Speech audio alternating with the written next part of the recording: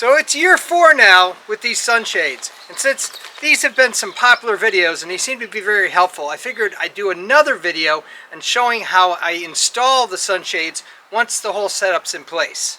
Well, like anything else in life, as soon as you start planning, things change. It was an overcast day, nice and calm. Now it's sunny and I'm on the roof. I had an uncle that fell off a roof and died, so I get all geared up. This tied off here with a figure 8. And you can see it would be a fall. And I'm not big on falls. I've done plenty in my life. Here's my logic on clipping in. It takes about 10 minutes to set up the rig and get the harness on. But that could save my life or a lot of rehabilitation. That's going to cost a heck of a lot more than this climbing gear. I set down this cable and pulled up that line right there.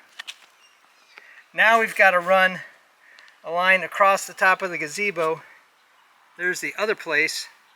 We're going to run a line here. Sail 1 will go over this area here. And then sail 2 will tie over here and the house and then down over there on that pole. So this is literally the sky view of how the sails look. This line here that goes over my gazebo rubs on the top and is showing a lot of wear. Since I don't have much of this cord that came with the sunshades left, I'm going to use 500-pound paracord that's UV protected, all that good stuff. And I'm going to run it through and get an identical length of this cord and then tie it off in the corner. In the corner I've had to make some changes too based on this gazebo.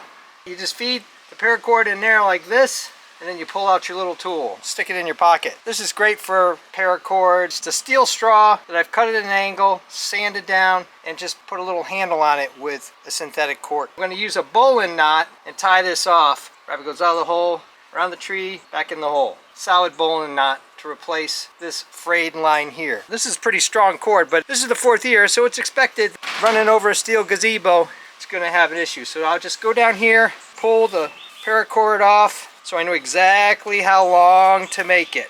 So I've got all this line, it's equal line of paracord. I'll cut it off here. I'll finish this line, and then we'll go to the corner and I'll show you what's going on there.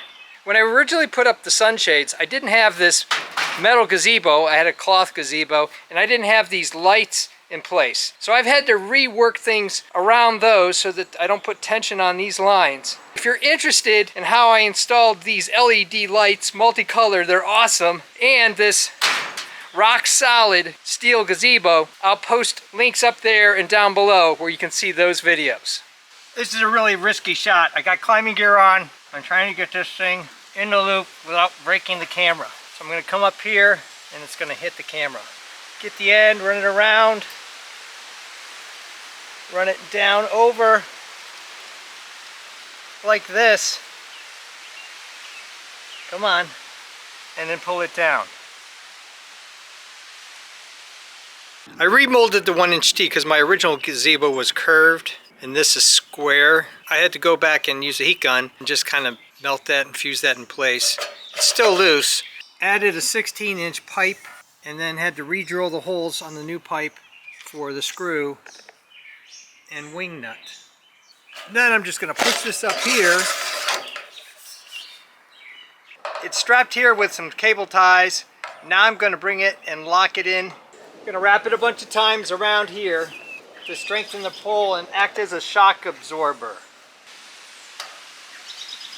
Run it around here. You can see there's flexure here. That's what I want. I'm going to run it down here. Run it up here. Run it over here. And then back down. Do some half hitches and tie it off, keeping the tension on. Clove hitches. Just going to keep this end solid for the rest of the year, maybe more. We've reinstalled that awning, attached to the house first, then run the lines out to the edges of the deck. Since this is way out there, I'm going to be careful, so we're going to use these grabbers to manipulate this cable. We have to go over the lighting.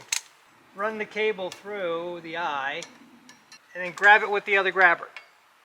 This is in place. Wrap it around the pole, tie it off, and let the end of the line down there. Now I could cut this off, but it would just make it harder to try to get it in that hole. So we got this pole over here, and we're just going to do the same thing with the grabbers so that we can safely feed the line through. I really think the suction one looks better to try to feed it through.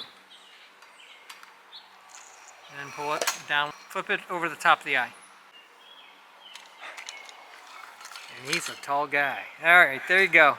And then we'll just wrap it down the pole, same way. Back on the roof again, I wanted to show you what they look like set up. We'll see how they do it by the end of the season. Let's take a look. You can see how much sun it blocks. It really does make a difference. And there's a reason why we have this gap, because some people wouldn't gap it. This is our grill area. We'll put the grill back in place. I didn't want to put the grill underneath the sails because I was concerned that it might melt them. And then here's sail number 2 in place. This is flatter and more square. This is kind of more of an angle. It only takes a couple minutes once you have the original configuration set up and you know what to do. A couple of these little tricks, we had to figure them out, and they really do help with the setup and the takedown. Thumbs up and comments, always appreciated. Thanks for watching. If you're interested in follow-ups to designs of all kinds, making and breaking stuff. I develop sports equipment, photography equipment. I even do costumes, cosplay, and props. Check out my channel and please subscribe, because you never know what you're gonna see.